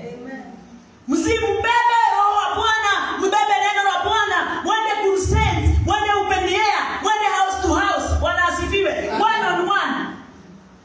Kila mahali mwende mkahubiri. Bwana asifiwe. Nini mmebeba? Wewe si ngamia kubeba wema wa Bwana na neema ya Bwana. Wewe ni ngamia. Yes. Na wewe utakuwa na ngamia zako zile zitakuzunguka. Leo bwana natiguo. Siana si akuona nega kioka ngamia siaku. Wataleta misaada yote inayohitajika katika maisha yako. Haleluya. Uzee wako hautajulikana. Kila wa wengi unajulikana. Mateso na matatizo wanapitia, wewe hautapitia kwa sababu wema wa Bwana, nuru ya Bwana iling'aa kwako, nayo giza ikaondolewa. Amen. Asifiwe. Kama ngikuyoke ndio ikwaleva. Ngamĩra nyingĩ cia rũgendo nĩ ikaiyũra gwaku, onacio njaũ cia ngamĩra cia Midiani. Nginya makoro na oni maraciara. Niko ciarete na wambĩrĩria gũciara tũmũndũ twĩna ũũgĩ wa Ngai. Tũmũndũ tuko na revelation, wisdom, understanding. Hallelujah. Tũmũndũ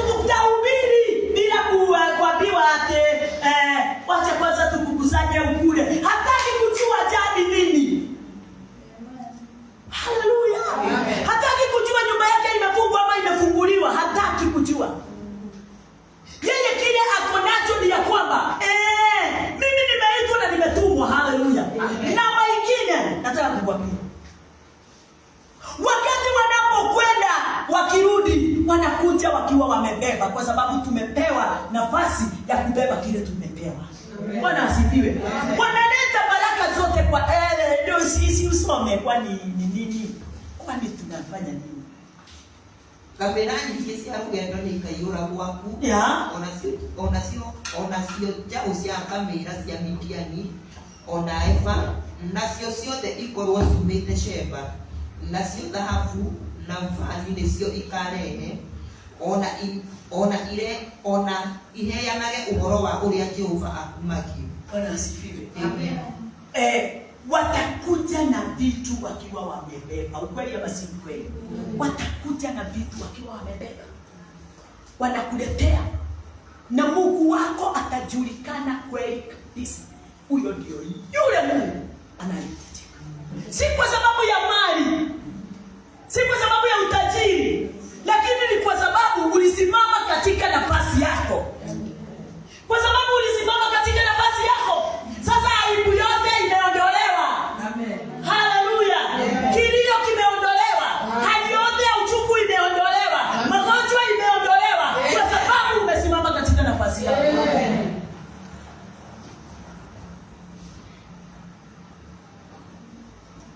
Salimia mama Jerry, mwambie Bwana Bwana umekutangulia.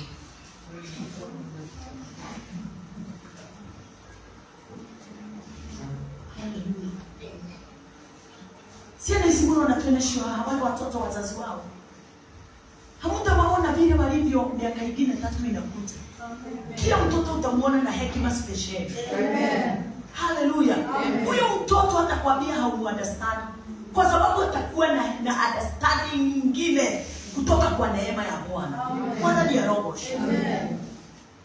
Vita kwako kama vile umepigana na wengine, hautapigana na wale. Amen. Anasikia? Amen. Hallelujah. Amen. Number 7. All the thoughts soma. Wacha tusome na Kiswahili. Makundi yote ya Kedari yatakusanyika kwako. Kondoo waume na Neboyathi watakutumikia. Watapanda juu ya madhabahu yangu kwa kibali. Nami nitaitukuza nyumba ya utukufu wangu. Bwana asifiwe. Watu wengi watauliza namna gani huyu mtu ni kuendelea tu anaendelea na kupanuka. Watu wengi watauliza, hai, si huyu ni fulani tulitoka na yeye mahali fulani pamoja. Gai ameinuliwa hivi namna gani? Hajui una siri ndani ya moyo. Wewe ni kama Rahabu. Yule alificha malaika wa Bwana. Alificha angels of God ndani ya hati yake. Bwana asifiwe. Watu wa hiyo nini taifa wakifikiria nani Martha ni asa Rahab ni kama wao. Ati kwa sababu hata ni mbaya kuliko kwa sababu yeye ni maraya. Bwana asifiwe. Kumbe yeye alikuwa na siri ndani ya moyo wake. Haleluya. Hiyo ndio ile siri inahitajika uweze kujifichia, lakini hiyo siri ukijifichia usiiweke. Aliambiwa enda uambie ukoo wa nyumba yenu. Enda uambie your family ya kwamba huu mji unakuja kumalizwa. Wakikuja wakusanyike hapa kwako, tutawafanya nini? Tutawafanya nini? Tutawaokoa. Bwana asifiwe. Hebu nikwambie siri moja. Aliambiwa enda uambie. Enda uambie. Enda uambie ni kusema nini? Enda uambie. Enda wahubirie vile mpaka ule uliko wa kumaliza hii nchi yetu. Itaifa letu. Enda wahubirie. Waambie wote wakusanyike kwako. Waambie wote. Si hivyo ndivyo ninamwambia ingieni kwa Kristo na mkae kwa Kristo. Bwana asifiwe. Si ninamhubiria hivyo. Na wewe unaambiwa aende uambie huyo mwingine naye ajiwekee siri. Mnaona wakati ule hao wapelelezi walikuja. Waliambia nini? Huyu Rahab awafuate. Aliwaacha na kazi ile alikuwa anafanya haijalishi. Kwa hivyo si lazima tufuatwe na watu, lakini enda uambie. Kuna ghadhabu ya kutoamini kazi ya Kristo. Haleluya. Enda uambie na nyota yako hiyo inasikiaga ikiambiwa na huku itang'aa. Itang'aa na njia ile inafaa, sio njia ya kuambiwa nyota yako imeibwa. Imeibwa na nani? Na wewe ndio umeikalia. Amkia hiyo nyota. kufanya kazi. Lakini ndio mimi ndio sitoni msiendete. Eti ni Mungu samelia. Nyota yako haleluya. Tuko pamoja watu wa Mungu. Haleluya. Amen. Kikuyu inasemaje? Ndũru ciothe cia mbũri cia Kedari igacokanĩrĩrio hamwe irehwo harĩ we. Onacio ndũrũme cia Neba Ehothu wĩrutage mabata maku nacio. Ona ningĩ ciana icio kĩgongona-inĩ gĩakwa-rĩ nĩigetĩkĩrĩka na gĩkeno. Bwana asifiwe. Amen. Haleluya. Amen. Wakati ule watoto kama hawa wanakuja hapa wanaimba, tunawakubali na furaha ama hatuwakubali? Bwana asifiwe. Haleluya. Ati tutaibarikiwa, yani chochote unachokihitaji kwa sababu umesimama katika mwanya wa kufanya mapenzi ya Mungu. Ndoria wothe ukabatara nĩ ũkawona. Ũkehona dia na wĩra ũcio rutaga. Nĩ ũigua hau warũgamire no gĩtikĩra gũikara ho na ona guoka atĩa we ndwĩtĩkagĩra kuma ho ndohana ũyũ wetagwo huyu mwanamke alichukua familia yake wakaenda Naomi. Haukai kama Naomi wakati aliona kwao kumeharibika, kumekuwa na njaa, alichukua familia yake alimaliza yote. Wewe haukai kama huyo. Hata ukiona hali zimekuwa mbaya, wewe unasema mimi nimeitwa niweze kuwa hapa na siwezi toka hapa. Haleluya. Kama Peter alikataa kutoka mahali alikuwa ametumwa. Peter alikatalia kwa Yesu hata kama alikuwa sio kumsaliti, amemkana huo usiku. Lakini msaliti badala ya akae kama Petro, yeye alianza kujilaumu. Wewe wajilaumu kila wakati na mambo yote. Na unajua watu wajilaumu namna gani? Si kwa kuongea wala kujifikiria. Wewe wakati wowote unaona umekaa chini pasipo kufanya kitu katika kazi ya Mungu wala kujipanua katika maisha yako, wewe unajilaumu kwa sababu unaona kama hauwezi. Wajilaumu tu kwa kitu chenye hauwezi jua, unajilaumu. Wajilaumu kwa kitu kilio mbali sana, hauwezi jua unajilaumu kwa sababu wewe wafikiria kujilaumu ni kusema aki yenyewe si ni mimi nilikosa. Sasa hapa mimi siwezi, si Bwana yangu anasemanga. Yaani unajilaumu kwa nini niliolewa hapa? Kwa nini nilitoka? Nilikuwa mtu wa kanisa, nilikuwa mwimbaji. Sio hivyo. Kujilaumu ni kutochukua hiyo hatua urudi katika nafasi yako. Ni kukaa ukiwa ume na mshangao ya kwamba mimi sasa aki yenyewe nangojea tu wakati ufike. Hiyo wakati ufike ni kujilaumu. Tena ngojea wakati ufike nisimame katika mwanya wa kazi ya Bwana. Hiyo ni kujilaumu. Na ngojea nibarikiwe ndio niweze kuinua kazi ya Bwana. Hiyo ni kujilaumu. Wajilaumu wenyewe. Haleluya. Bwana asifiwe. Na unaambiwa na ujue kulingana na neno, kulingana na yani haijalishi uko katika kiwango gani, chochote kile unachokihitaji ukiwa katika nafasi hiyo utashinda. Haleluya. Bwana asifiwe. Utashinda. Kiwe kidogo kiwe kikubwa, kina ushindi mkubwa sana. Soma namba 9. Kiswahili please. Hakika yake visiwa vitaningojea na merikebu za Tarshishi kwanza, ili kuleta wana wako kutoka mbali, na fedha yako na dhahabu yao pamoja nao, kwa ajili ya jina la Bwana Yes, Mungu wako. Yes. Kwa ajili yake mtakatifu wa Israeli, kwa kuwa ametukuzwa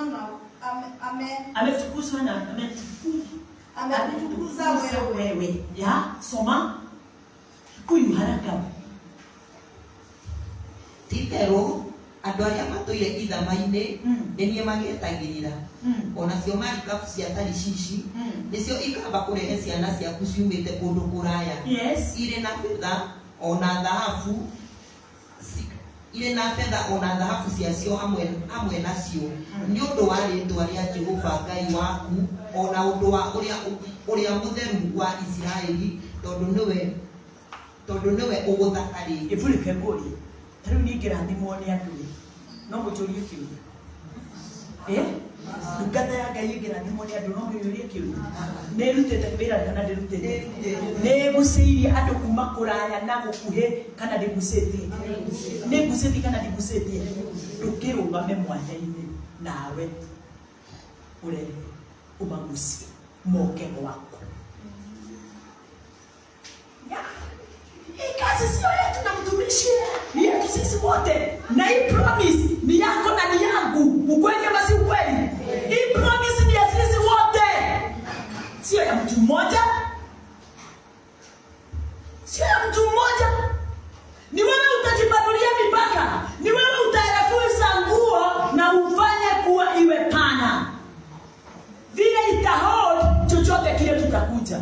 Bwana asifiwe. Your heart iweze kuwa sawasawa ya kwamba ati mambo yale yote yatakuja katika maisha yako, mazuri mabaya, kaida kuondoa katika nafasi yako. Na niye nĩndĩretĩkia mwaka ũyũ ndĩna maũndũ manene gũtũngana namo. Na nĩmũkamona inyuĩ. Nĩmũkamona rĩu ndĩrauga makwa no wee nĩwĩtĩkĩtie rĩ we ndũrĩ no wĩtĩkirie makwa. Huu mwaka unafikiriaje wewe maisha yako?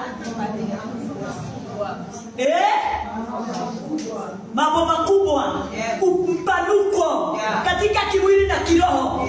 Haleluya! Katika kimwili na kiroho ujengeke, upanuke, uendelee. Amen. Bwana asifiwe. Na usiogope kitu chochote ukifanya hiyo kazi ya Mungu, na hata ukifanya kazi yako usiogope kitu hata kimoja. Omode kumusaidia hanini? Nĩngwendĩkie message ĩno. Ũgĩkĩoguo ngorwo twĩthambanĩte nawe ũhoro-inĩ wa mwaka ũyũ na irathimo ciaku ciothe. Wĩkuĩre we. Rĩu tũgĩthiĩ na mbere na kĩrĩa na neema ĩno ĩngĩ. Tukanae kuga dwelimu. Bwana asifiwe. Usiseme kuna neema special katika maisha yako. Na kuna milango, wacha tutaona. Namba 10.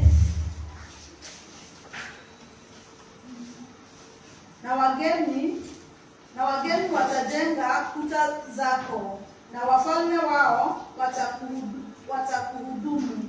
Maana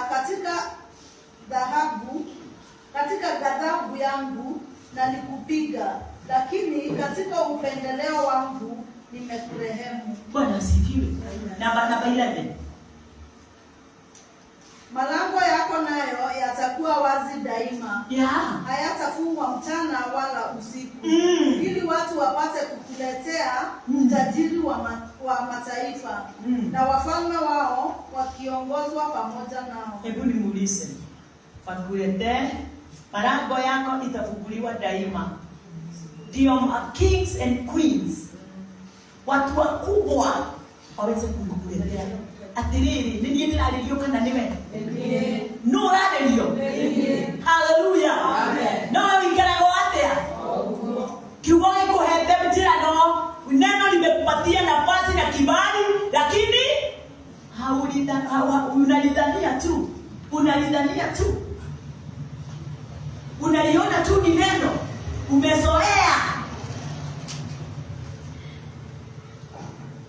Ati Kiingereza nimesema vizuri sana. Therefore, thy gates shall be open. Hallelujah. Continually. Ati milango yako itafunguliwa daima. Milango yako itafunguliwa daima. Ya kiroho na ya kimwili. Sababu yule aliifungua ni Christ Jesus. Bwana asifiwe. Yule alifanya nuru iweze kung'aa juu yako ni Christ. Yule alikuja ulimwenguni akakusamehe dhambi. Yule aliondoa mataifa wote wale walikuwa wanapigana na wewe, ndio wewe uweze kusimama katika mwanya. Bwana asifiwe. Hallelujah. Grace. They shall not be shut day nor night. Then that man may bring unto thee the forces of the Gentiles, and that their king may be brought. Hallelujah. Amen. Ati wale watu kutaletewa katika taifa lako. Kutatoka watu wako na nguvu, wako na uwezo, watu wanaweza, mimi hata ninaamini kuna watu hapa watahubiri sana hata kutuliko. Haleluya. Kuna watu watafanya kazi ya Mungu kutuliko. Tena kuna watu wa matajiri hapa, matajiri wakubwa sana, lakini wanajiona tu. Unajua nikisema hivyo ninaelewa nimesema nini. Nimeshakuwa na watu wako chini kabisa. Hata maisha yao walikuwa wanaona kama haiwezi inuka, lakini walifanywa matajiri.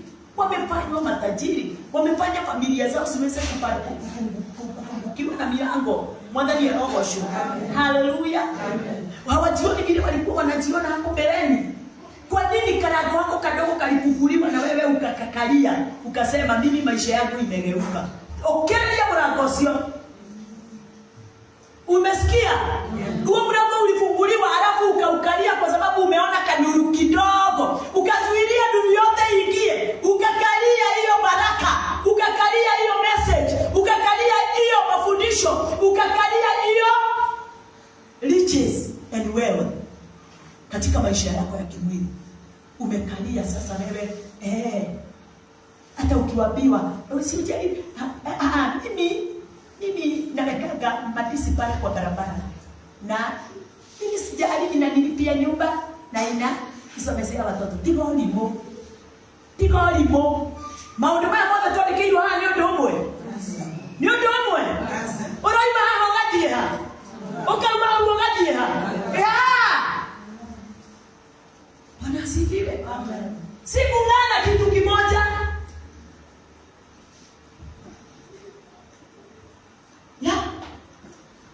Nikuelewa yote. Nao andũ akũngĩ nĩo magacokereria thingo ciaku, onao athamaki ao magũtungatagia. Kuna kitu hapo ningetaka kukuambia. Nyinyi mnaweza kuwa wadhaifu sana na kusimamisha hii kazi ya Bwana. Na mkute huo mstari umesimama kwenye Bwana. Watu wa Bali, watu wa makanisa mengine, watu wa mataifa mengine, Gentiles ndio wanasimamisha hii kazi. Umesikia? Lakini unahesabiwa kuwa mmoja. Bali mkikaa haitasaidiwa na watu wengine. Nego taidio kwa wale wengi wote ndio kana ndio taidio. No ni amangili no kwa makirugo mamwe nini? Ni ithuĩ nĩ kũrega twĩrĩgĩte gwĩtĩkia tũrĩa tũũkie nika tũrĩa rathime nika. Haleluya. Bwana asifiwe. Ebu dina mbele.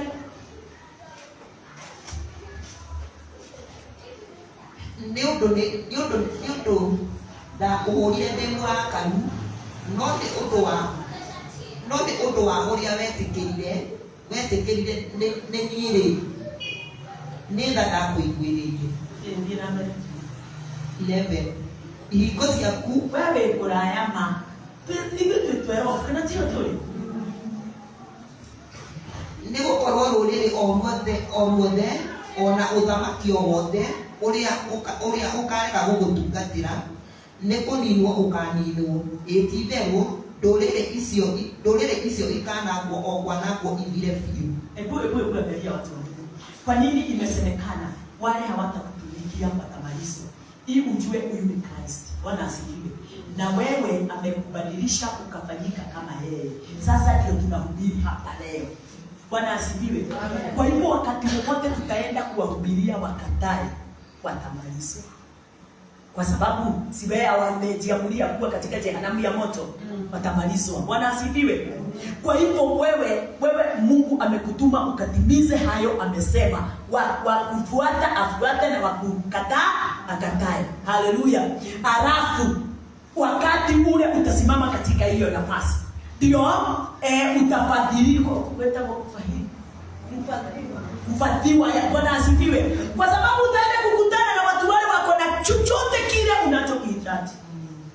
Akili kwa motia. Opo ndipo motia. Hindi ile wale wa mama nini? Yotongana na nani wale mali wa utushi. Nao makati mama nini.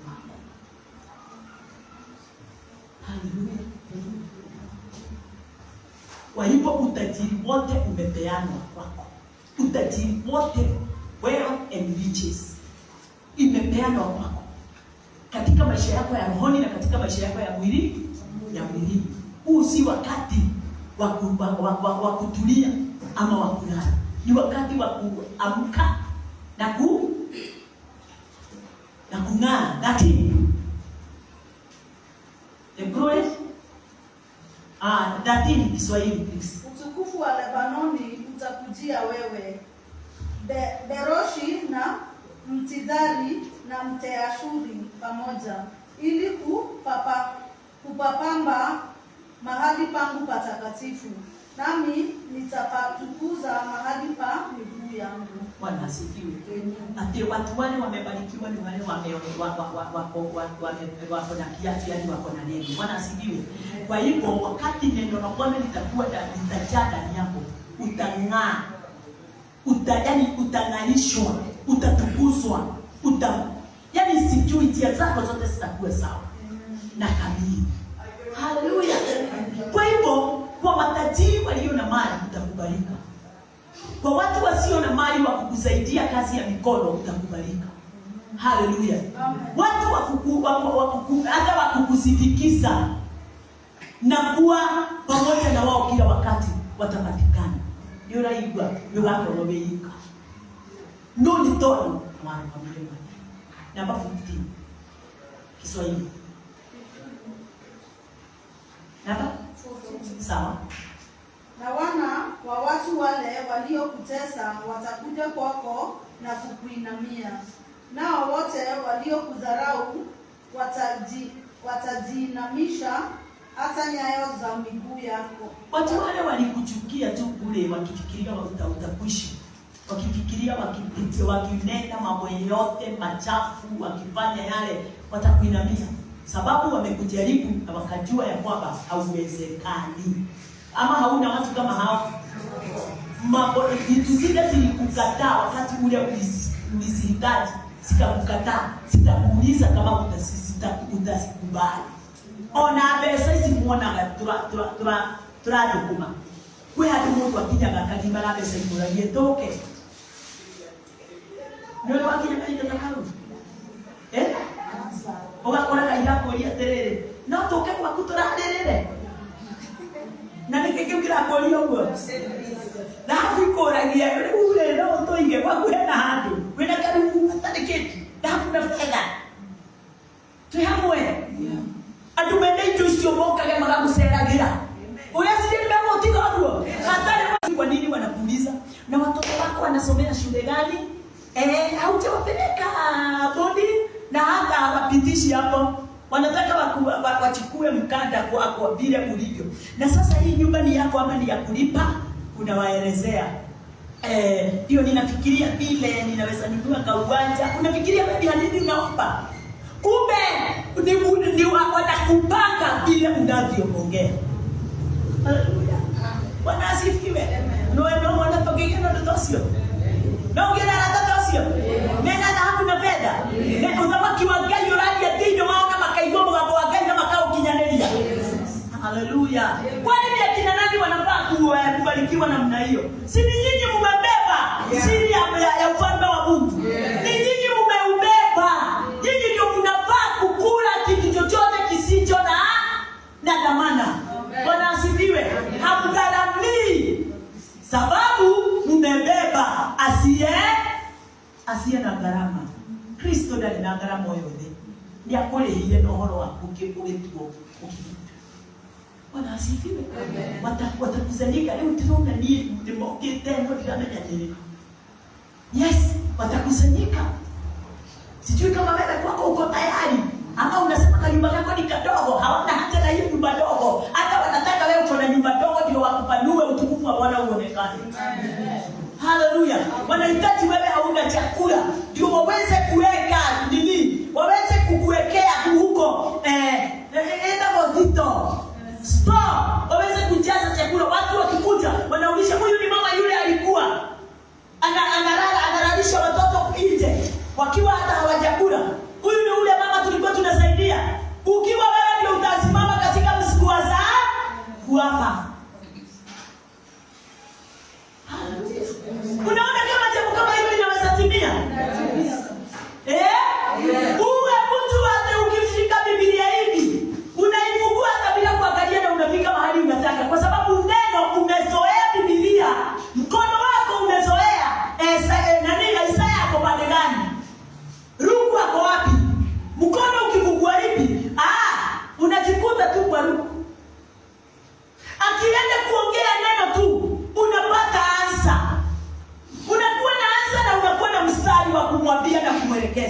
Haleluya. Kwani utajiri unafikiria utajiri ni nini? Uko ready? Niwe hairie. Na ndio haya mkanaga ni hao wanaoamua. Hapo ndio kutoka wapi hapesa. Feki ni kuingia. Endi ukiyora. Banki ya kwanza ni moyo wako. Kwa uhusiano wako na Mungu. Banki ya pili ni yale mambo utakutana nayo mazuri na mema utaweka katika hazina. Haleluya. Kubali kila kitu ndio uweze kusaidika. Bwana asifiwe. Na kwa hiyo ingine ndio tuweze kumaliza. Utanyonya maziwa ya mataifa, utanyonya matiti ya wafalme. Nawe utajua ya kuwa mimi Bwana ni Mwokozi wako na mkombozi wako mwenye enzi ya Yakobo. We, kukamua ng'ombe ni kizito. Wakama ng'ombe nitawikurukia ilia. Ukaigala niwe katea. Ukale nyuma. Kukamua hakuna gas time. Bora tu uko na mafuta na nyondo inanyororoka. Na ng'ombe iko na maziwa. Bwana asifiwe. Wewe kitu yako ni kuikamua polepole. Katoto unaona kama kanachoka na kinyonya. Unaambiwa utanyonya hivyo. Utajiri wa watu wa mataifa. Amen. Bwana asifiwe. Hautang'ang'ana. Hiyo ni kuonyeshwa hakuna mang'ang'ano katika nafasi yako ukikubali kukaa kulingana na vile neno la Bwana lilivyo. Bwana asifiwe. Amen. Haleluya. Amen. Ya, atikikuelewa gatia.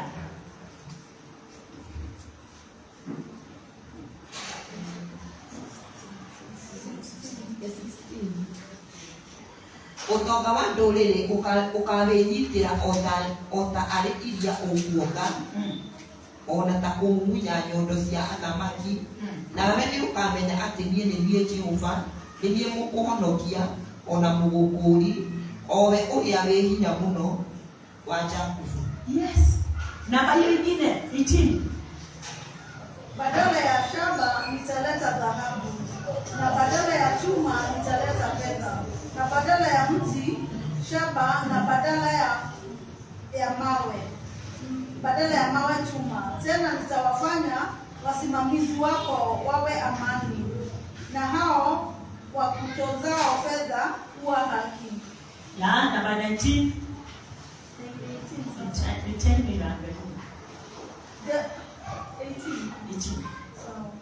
Jeuri haitakasirikiwa tena katika nchi yako. Jeuri haitasikiwa tena katika nchi yako. Ukiwa na uharibifu hazitakuwa mpakani mwako, bali utaziita kuta zako wokovu, na malango yako sifa. Mungu aliye utukufu wa Zayuni. Nasoma Kikuyu haraka. Kwa sababu wewe sikiliza, wewe kuna umeingiliwa, unatiswa, uko na mateso, uko na hali zimeinuka, unajaribu haya na haya, unashindwa. Hebu sikiliza huo mstari. Maũndũ ma ũhinya matigacoka kũiguo bũrũri waku ona rĩ, ona kana mĩhaka-inĩ ya bũrũri waku kũgĩe na kũndũ gũkiru ihoru. Mpaka kwa watoto wako hakutasikika hali zikiwainukia. Mtakuwa nyinyi wote mkikutana, wakati mmekutana mna amani na furaha, kwa sababu Bwana amefanya nini? Bali utaziita kuta zako. Kuziita kuta zako, wokovu wako ni neno la Bwana, utalifanya kuwa. Yaani unajua hakuna kitu kitaweza kukusimamisha isipokuwa tu kuamini neno la Bwana. Neno la Bwana ndio litakujengea nini? Litakuwekea mavuli. Liweze kukuzunguka, liweze kukuficha, na liweze kukupa liweze kufanya uweze kuwa na utukufu. Bwana asifiwe. Lakini watu wanatakanga kuwa na utajiri na kuwa na mali na kuhubiri pasipo kuta, pasipo neno, pasipo kuzungukiwa na neno la Bwana. Pande zao zote waweze kufichwa, waweze kusingirwa. Watu wanataka tu mambo ya kawaida. Na mimi nataka kukuambia, pasipo kuta zako kuwa zimekusingira, hautakuwa na sifa. kwa mwangaza wake, bali Bwana atakuwa nuru ya milele kwako, na Mungu wako atakuwa utukufu wako. Bwana asifiwe. Kwa hivyo hakuna wakati utauliza Mungu wako wapi, sababu Mungu atakuwa pamoja nawe kila wakati, usiku na mchana. Namba 20. Ninafurahi kwa sababu tunamaliza. Jua lako halitashuka tena, wala mwezi wako hautajitenga, kwa kuwa Bwana mwenyewe atakuwa nuru yako ya milele, na siku za kuomboleza kwako zitakoma. Hautahitaji watu wakuje kwako wakuletee, yani waweze kupatia mashauri. Umenielewa? Kwa sababu tayari Bwana ameshakushauri ama atakushauri wakati unapohitaji. Tuko pamoja watu wa Mungu? Kwa hivyo jua hili unaona nguvu ya mbinguni haitakuwa hiyo ndio utakuwa ukishindania iweze kung'aa kwako. Hiyo jua wacha ling'ae kwa watu wa ulimwengu, lakini wewe Christ ndiye nuru yako. Bwana asifiwe. Na wakati ako ndani yako, njia zako zote ziko wazi na nuru katika maisha yako imeng'aa. Kwa hivyo gutire undu ona umwe wa kufika, undu uria wothe ugakorwo ukibatara gwika ugakorwo ukimenyeretie wiki. Mwathani mwisho.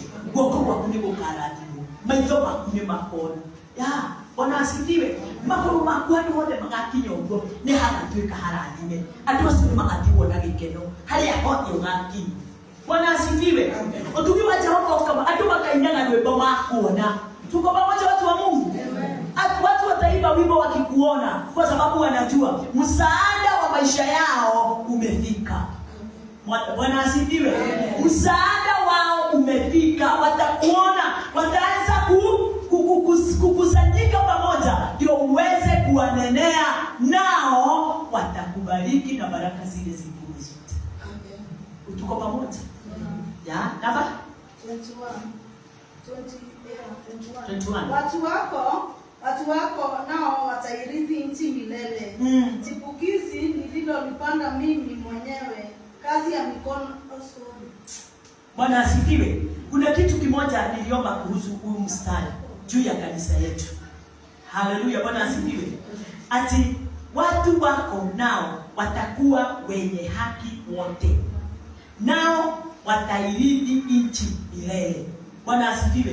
Tumeyani sasa ninaombea kanisa letu na niombea watu wetu waweze kupanuka na njia zote katika na njia zote lango yao iweze kuwafungukia. Wengine waende ng'ambo na wafungue makanisa. Bwana asifiwe. Wengine waweze kuwa na makampuni. Ama hamwezi ama nyinyi ni wazee. Wengine waweze kuwa makampuni. Wengine wafanye kazi na serikali. Kwani hamwezi? Haiwezekani.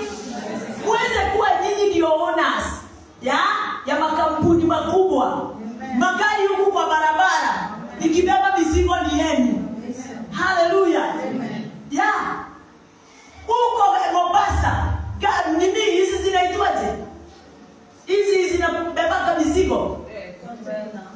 Hizo macontainers zinaletwa huko. Sikiwa wewe ndio unangojewa uweze kwenda kuzipokea. Haleluya. Kwa hivyo wacha kujiona ukiwa duni. Kuna neema ajabu this year. Ile wewe ukiamini neno la Bwana itakuwa mfukoni mwako. Ationeleka kama mkogo ya wika ya bila. Ni waigwa. Wewe hosio wangai ugutura dhidi wako. Utaishi ndani yako, utatembea na wewe, utalala na wewe. Bwana asifiwe. Ukinena unakusaidia. Wema huo wa Bwana utafanya uweze kuwa na mistari iko na mistari imekinyanenu.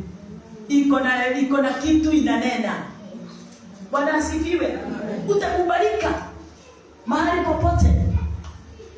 Utakuwa keng'ara katika nchi yetu. No liwe orori aterenie ndo etari kwitore. Kwito kwe mutumia. Andu acio nio mari akonania uria andu twikoragwo da na dunia. Gutiri kindu kingi mamenyekana na kio na giko. No ndirenda gukwira atiriri. Rastiyari muruwe ndio nyumba itu no ni haraihu na itwi tondu ona ni gutaririo ndirataragirio uria mahana. Muruwe arathurirwo gutuika ki Nastia aratugo headman atu ciana itathomete mũrũ ene wanatigo headman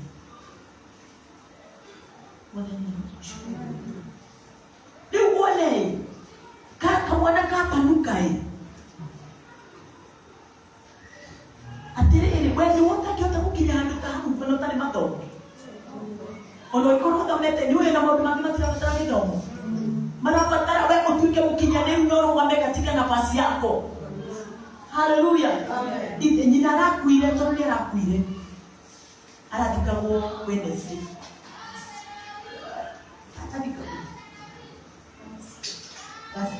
athikagwo Thursday tondũ nĩ Dr. Wednesday tũreragwo mathiko make marekĩrwo kĩrabu kũrĩa gwitũ nĩmĩcemanio tondũ gũtikuonanwo mwene mũtumia nyina wa mwene na tũreragwo MCA na andũ acio gũtirĩ ũcio tũreragwo mũnene wa MCA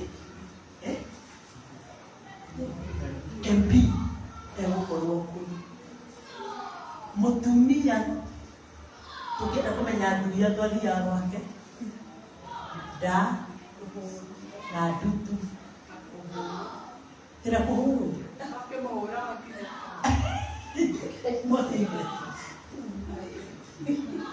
itosi atukie na ile kwa nini au la kutumia usio yenyewe huko tena mwenda no newe aladikirwo ta muthamaki no halio ndogwe kuhoya tugetikire gũtuĩka nĩ wanenehio mũciari waku akue atonete Kristo wacha reke akorwo arĩ we wa mbere kũhũra mũhũri atithite ũkanyoyana tondũ mũtumia ũcio atharwo kũrĩa tondũ igoigo nĩ Nastia na nĩwona kuwa aranyitirwo tukamũkia karatuĩka akateka ndamwambe nĩ bamĩrĩ citũ itũũre tuĩke ũira woya Ngai atwaranĩte na ithuĩ nĩ andũ arĩa matũrigicĩirie matũũra matuĩke ũira wa ũrĩa wĩra wa Ngai ũthiaga na ũrĩa Mwathani witũ atwambararĩtie kũhĩtũkĩra wĩra ũcio wa gĩconoko na ũcio tendagwo Mwathani arogocwo na aciari aitũ marĩe na manyue mahurũkĩte na muoyo wa tene na tene ũtuĩke wao. Haleluya. Bwana asifiwe. Tuko pamoja. Nĩũkwenda kana ndũkwenda? Nĩkwenda. Kana nĩ wewe arĩa marathima magathima kiugaga kũrĩa wewe ũtikoragwo irathimo? Wewe arĩa marathima makauga nĩ niĩ ndakinya mũico ndĩna milioni ciakwa 10 rĩu ndirabatara rĩngĩ wewe ũcio ũngĩ tiga ũrimũ ũcio guoko kuga kũrathimire no kweherie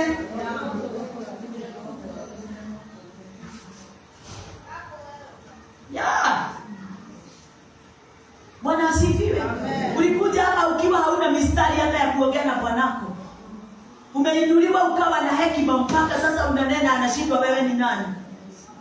Alafu unaanza kujiringa. Yeye mtu wako ahorerie kuhorera. Ndaka kwere ahorerie ndio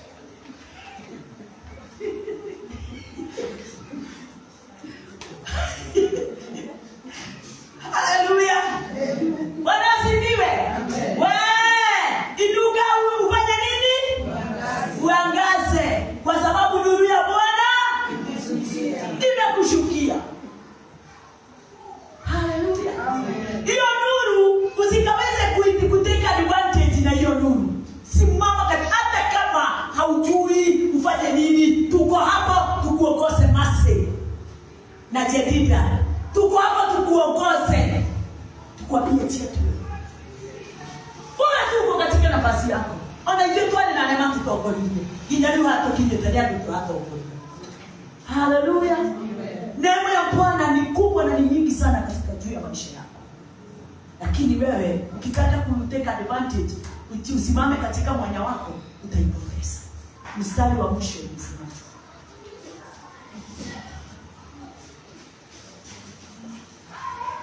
watu wako nao watakuwa wenye haki wote, nao watarithi nchi milele. Chipukizi nililopanda mimi mwenyewe, kazi ya mikono yangu mwenyewe, ili mimi nitukuzwe. Ibutu kwa hivyo tulikuwa 21. Sawa? Hapana, ngoja. Kuna kitu hapo nimesikia. Watu wako watakuwa wenye haki wote. Yuko mmoja ukiwa imeni. Ukimenya na sisters ya kuti haki. Brothers ya kuti haki. Mamu ya kuti haki. No haki wote. Hebu rudia hiyo na Kikuyu. Onao adu anyu, onao adu aku, onao adu aku othe, nimagakoragwo mari athingu. Onao adu aku othe nimagakoragwo mari athingu. Watu wako wote watakuwa wenye haki. Sema amen. Marafiki wako wote watakuwa wenye haki. Mzazi wako watakuwa mwenye haki. Watoto wako vijana na wasichana watakuwa wenye haki. Bwana asifiwe. Mahali popote utatembea, watu wote watabadilishwa waweze kuwa wenye haki. Haleluya. Kwa sababu ya neema na utukufu wa Mungu. Bwana asifiwe. Ataimba wimbo wa utukufu kwa ajili yako. Hebu kana tibo. Hebu usoma hiyo 22 sasa. Mdogo atakuwa 1000 na mnyonge atakuwa taifa hodari. Mimi Bwana nitayahimiza hayo wakati wake. Soma Kikuyu.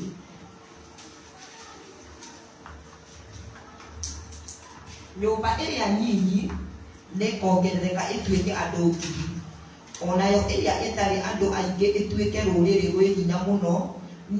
Niĩ Jehova nĩ niĩ ngeka ũndũ ũcio narua ihinda rĩaguo rĩakinya. Mimi sasa hapa nimekwambia nimeamini hata yale makanisa tuko nayo itakuwa kielelezo. Bwana asifiwe. Amen. Ya tutahubiri sababu hizi zote ni makanisa. Sema sisi wote ni makanisa. Sisi wote ni makanisa. Kwa hivyo hapa kuna makanisa mengi. Ukweli ama si ukweli? Kwa sababu hata kama hautafungua, hautahubiri kupenea, hautaenda kuendelea manyumbani mwao. Wewe si mmoja wa kanisa moja. Bwana asifiwe. Kwa hivyo tutakuwa na watu maelfu, wanyonge watakuwa, matajiri watakuwa, wewe watakuwa maelfu na maelfu na maelfu. Wanyonge vile vile. Bwana asifiwe. Lakini sisi wote hatutajulikana ni nani mkubwa na ni nani mdogo, kwa sababu wakati wote tutakuwa hodari. Haleluya. Tutakuwa hodari. Tusimame sisi wote.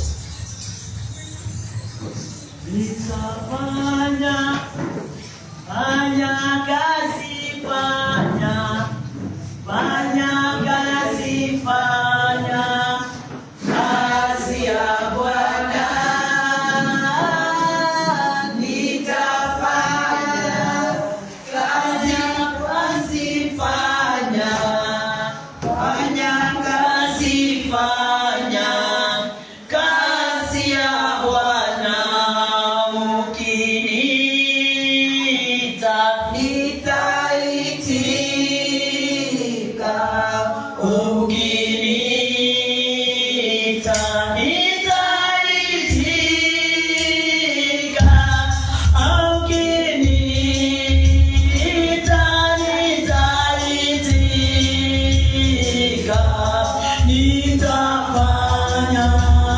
Kazi ya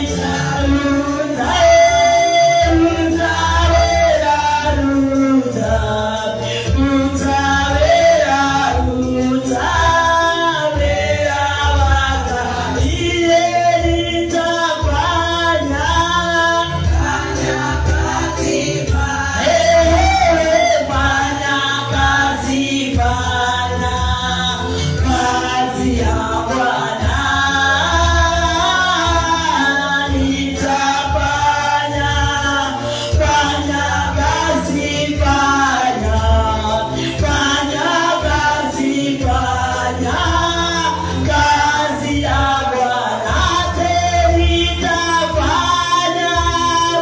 Fanya kazi, fanya kazi, fanya kazi ya Bwana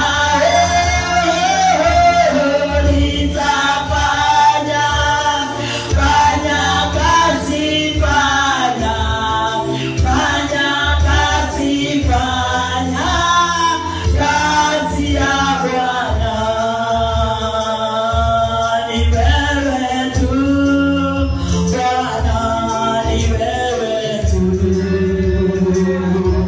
ni wewe tu Bwana, ni wewe tu, ni wewe tu. Oh, hallelujah. Thank you Jesus.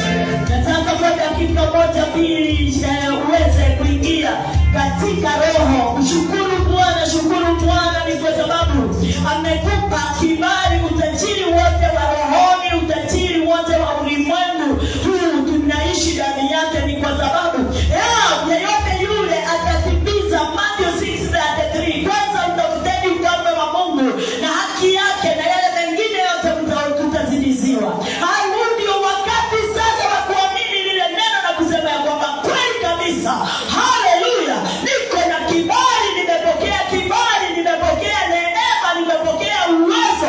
Mimi ni hodari katika kazi ya Bwana, mimi ni hodari katika kubarikiwa, mimi ni hodari katika kutenda kazi kulingana na vile mwongozo Bwana ameniongoza. Ni kwa sababu nimechua kitu moja, riko na maboshe ndelebebe telikreteri anibanze tenidapana chomakora nicharitse tenidapana anawapinesa tenidapana chomakore